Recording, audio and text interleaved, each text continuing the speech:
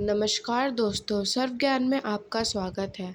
आज हम आपके लिए तारा रानी की कथा लेकर आए हैं। तो चलिए स्टार्ट करते हैं। माँ भगवती को मानने वालों में से एक राजा स्पर्श भी थे। वो दिन रात माँ भगवती की पूजा अर्चना में लीन रहते थे।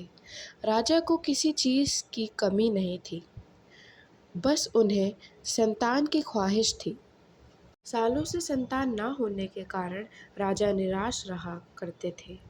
एक दिन राजा की भक्ति में खुश होकर माँ भगवती ने सपने में आकर राजा को 2 बेटी होने का वरदान दिया। आशीर्वाद मिलने के कुछ समय बाद राजा के घर एक कन्या पैदा हुई। कन्या पैदा होने की खुशी में राजा ने सबको दावत दी और कन्या की कुंडली बनवाने के लिए पंडितों को बुलवाया। सबने राजा से एक ही बात कही कि यह कन्या साक्षात देवी का रूप है। जहाँ भी इसके कदम पड़ेंगे वहाँ खुशियाँ ही खुशियाँ होंगी। यह कन्या भगवती देवी की बहुत बड़ी भक्त होगी। इतना सब कहकर पंडितों ने कन्या का नाम तारा रख दिया। कुछ समय के बाद मंगलवार के दिन राजा के घर एक और कन्या पैदा हुई। ज्योतिषों ने उसकी भी कुंडली बनाई और उदास हो गए। राजा ने जब उनसे उदासी का कारण पूछा तो ज्योतिषों ने बताया कि यह कन्या आपके जीवन में बहुत सारा दुख लेकर आएगी। राजा ने ज्योतिषों से पूछा कि आखिर मैंने ऐसा कौन से बुरे कर्म किए थे कि इस कन्या ने मेरे घर जन्म लिया है। ज्योतिषों ने बताया कि आपकी दोनों कन्याएं राजा इंद्र की अप्सराएं हुआ करती थी। इनमें से बड़ी बहन का नाम तारा और छोटी बहन का नाम रुक्मन था। एक दिन ये दोनों बहनें मिलकर धरती की सैर करने के लिए निकल गईं। दोनों बहनों ने धरती पर पहुंचकर एकादशी के दिन का व्रत रखा।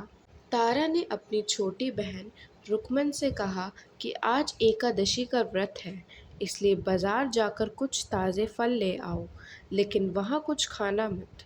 रुक्मन बाजार फल लेने के लिए चली गई। वहाँ उसे मछली के पकौड़े दिखे। उसने झट से उन्हें खा लिया और अपनी बड़ी बहन तारा के लिए कुछ फल ले लिए और वापस अपनी बहन के पास चली गई। तारा ने रुक्मन से पूछा कि तुम अपने लिए फल क्यों नहीं लाई? उसने जवाब दिया कि वो मछली के पकौड़े खाकर आई है। तारा ने गुस्से में कहा कि तुम पापिन हो, एकादशी के दिन तुमने मछली खा ली। ऐसे बुरे कर्म के लिए तुम्हें छिपकली बनने का श्राप देती हूँ। अब धरती पर तारा की बहन रुक्मन छिपकली बनकर रहने लगी। रुक्मन छिपकली बनकर जंगलों में घूमती रहती। वहीं जंगल में एक जाने माने ऋषि गुरु गोरख भी अपने कुछ शिष्यों के साथ रहते थे। उनके शिष्यों में भी एक शिष्य बहुत ही घमंडी था। अपने घमंड के चलते वो शिष्य कमंडल में पानी भरकर एकांत में बैठकर तपस्या करने लगा। तभी एक प्यासी गाय वहां आ गई। गाय ने सीधे अपना मुंह उस कमंडल में डाला और पानी पी लिया। पानी पीने के बाद जैसे ही गाय अपना मुंह बाहर को निकालने लगी, वो कमंडल नीचे गिर गया और ऋषि का ध्यान भंग हो गया। ऋषि ने देखा कि गाय पानी पी गई। अब गुस्से में ऋषि ने गाय को एक चिमटे से बुरी तरह घायल कर दिया।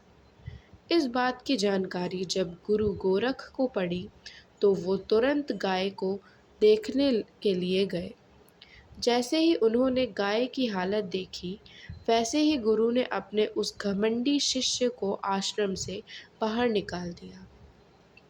कुछ दिनों के बाद गुरु गोरख ने गौ माता पर किए गए उस अत्याचार से होने वाले पाप को कम करने के लिए उन्होंने एक यज्ञ करवाया। इस यज्ञ में गाय को चिमटे से मारने वाले उस घमंडी शिष्य को भी पता चला। वो सीधे पक्षी का रूप धारण करके यज्ञ स्थल पर गया और यज्ञ के लिए बन रहे प्रसाद में अपनी चोंच से मरा हुआ सांप डाल दिया। किसी को इस बात की खबर नहीं हुई। ये सब होते हुए तारा से श्राप मिलने वाली छिपकली रुकमन देख रही थी। उसके मन में हुआ कि इसे खाकर सारे लोग मर जाएंगे। सबकी जान बचाने के लिए छिपकली बनी रुक्मिणी सभी लोगों के सामने प्रसाद में गिर गई। लोगों ने छिपकली को खूब कोसा और बर्तन को खाली करने लगे। उसी वक्त प्रसाद ग्रहण करने वालों को प्रसाद में मरा हुआ सांप भी दिखा। तब कहीं जाकर सबको समझ आया कि छिपकली सबकी जान बचाने के लिए जानबूझकर प्रसाद में गिरी थी। एक दिन छिपकली होने के बावजूद भी इतने अच्छे विचार होने की वजह से ये यज्ञ में मौजूद सारे ऋषियों ने कहा कि हमें इस छिपकली की मुक्ति के लिए प्रार्थना करनी चाहिए। पंडित ने आगे राजा स्पर्श को बताया कि सभी ऋषियों की प्रार्थना से ही रुक्मन बनी छिपकली तीसरे जन्म में आप जैसे प्रतापी राजा के घर कन्या के रूप में पैदा हुई है। वही तारा ने दूसरा जन्म आपके घर तारामती के रूप में लिया और आगे चलकर इसी तारामती ने अयोध्या के राजा हरिश्चंद्र से शादी की। इतनी सब बातें कहने के बाद पंडितों ने राजा स्पर्श को रुक्मन को मारने की सलाह दी। इस बात पर राजा बोले, मैं किसी कन्या को कैसे मार सकता हूँ? ऐसा करना पाप होगा। फिर ज्योतिषों ने कहा कि एक संदूक में सोना चांदी लगवा कर इसके अंदर रुक्मन को रख देना और संदूक को पानी से बहा देना। उसमें लगा हुआ सोना चांदी देखकर लोग संदूक को जरूर निकालेंगे और इस प्रकार कन्या की जान भी बच जाएगी। राजा स्पर्श ने ज्योतिषों के बताए अनुसार ठीक वैसा ही किया। नदी में सोना चांदी जड़ा हुआ संदूक को देखकर काशी के पास ही नाले नदी साफ करने वाले एक आदमी ने उसे बाहर निकाल लिया। उस आदमी की कोई संतान नहीं थी, इसलिए उसने संदूक के अंदर की कन्या को पालने का फैसला लिया। वह आदमी और उसकी पत्नी ने उस कन्या को खूब प्यार से पाला और उस कन्या का नाम रक्को रख दिया। बड़ी होते ही दोनों ने रक्को की शादी करवा दी। रक्को की सासू माँ तारामती और राजा हरिश्चंद्र के महल में साफ सफाई करने का काम किया करती थी। कुछ दिनों के बाद रक्को की सासू माँ बीमार हो गई। अपनी सासू माँ की जगह रक्को महल में काम करने जाने लगी। तारामती ने उसे देखा और पुराने जन्म के पुण्य के कारण उसे पहचान लिया और रक्को से कहा कि तुम मेरे साथ बैठ जाओ। रक्को ने बोला कि मैं तो एक भंगिन हूँ, इसलिए आपके पास नहीं बैठ सकती। तब तारामती ने उसे बताया कि तुम पूर्व जन्म में मेरी बहन थी। तुमने एकादशी के व्रत के दिन मछली खा ली थी और मैंने तुम्हें दंड देते हुए छिपकली बना दिया। अब तुम्हें दोबारा मनुष्य जन्म मिला है, तो इस जन्म में माँ वैष्णो देवी की पूजा करके पुण्य कमा लो। माँ की पूजा से तुम्हारी सारी इच्छाएं भी पूरी होंगी। तारामती की इस बात को सुनने के बाद रक्को माँ वैष्णो से एक पुत्र के लिए प्रार्थना करने लगी और कहने लगी कि अगर उसकी मनोकामना पूरी हुई तो वो अपने घर में माँ वैष्णो देवी का पूजन और जागरण कराएगी। माँ वैष्णो देवी ने उसकी प्रार्थना सुन ली और रक्को को जल्द ही एक पुत्र पैदा हुआ। पुत्र की प्राप्ति के बाद रक्को उसकी देखभाल और लाड दुलार करने लगी, लेकिन वह माँ वैष्णो देवी का जागरण कराना भूल गई। ऐसे होते होते 5 साल बीत गए और फिर एक दिन रक्को के पुत्र को चेचक यानी माता निकल आई। पुत्र की ऐसी स्थिति देखकर परेशान रक्को अपने पिछले जन्म की बहन तारामती के घर गई और वहां जाकर उसने इस समस्या के बारे में तारामती को बताया। तब तारामती ने पूछा कि तुमने माँ वैष्णो देवी की पूजा अर्चना में कोई गलती तो नहीं की थी? तब रक्को को याद आया कि उसने माँ वैष्णो देवी का जागरण कराने का प्रण लिया था। यह बात याद आते ही रक्को को काफ़ी पछतावा हुआ और मन में माँ वैष्णो देवी से कहने लगी कि पुत्र के ठीक होते ही वो अपने घर में जागरण ज़रूर कराएगी। कुछ ही दिनों में उसका पुत्र पूरी तरह से ठीक हो गया। तभी रक्को ने माता रानी के मंदिर जाकर पुजारियों से कहा कि मंगलवार के दिन उसके घर में जागरण करवा दीजिए। रक्को के बात सुनकर पंडित कहने लगे कि तुम यही दक्षिणा दे दो, तुम्हारे लिए हम मंदिर में ही जागरण करा देते हैं। रक्को पंडित से कहने लगी, मुझे पता है कि मैं भंगिन हूँ, लेकिन आप मेरे घर आकर ही जागरण करवा दीजिए। रानी तारामती किसी तरह से भेदभाव नहीं करती हैं, तो आपको भी नहीं करना चाहिए। इस तरह पंडितों ने विचार विमर्श करके कहा कि अगर रानी तारामती आपके घर जागरण में आती हैं तो हम भी तुम्हारे घर आकर जागरण करने के लिए तैयार हैं। पंडितों की बात सुनकर रक्को अपनी बहन रानी तारामती के पास जाती है और तारामती को सारी बात बताती है। रक्को की बातें सुनकर तारामती जागरण में जाने के लिए तैयार हो जाती है। इस बात को बताने के लिए रक्को जब पंडित जी के पास जाती है, तब उनकी बीच की बातों को सेन नामक नाई सुन लेता है। फिर वह राजा हरिश्चंद्र को जाकर सारी बात बता देता है। राजा के मन में होता है कि रानी को नीची जात वालों के घर जागरण में नहीं जाना चाहिए। इसी वजह से राजा हरिश्चंद्र अपनी उंगली काट लेते हैं, जिससे उन्हें नींद ना आए और रानी जागरण में ना जा सके। जब जागरण का समय होता है, तब भी राजा को जागते हुए देखकर रानी मन ही मन माँ वैष्णो देवी से प्रार्थना करती है कि महाराज को नींद आ जाए, ताकि मैं जागरण में जा सकूं।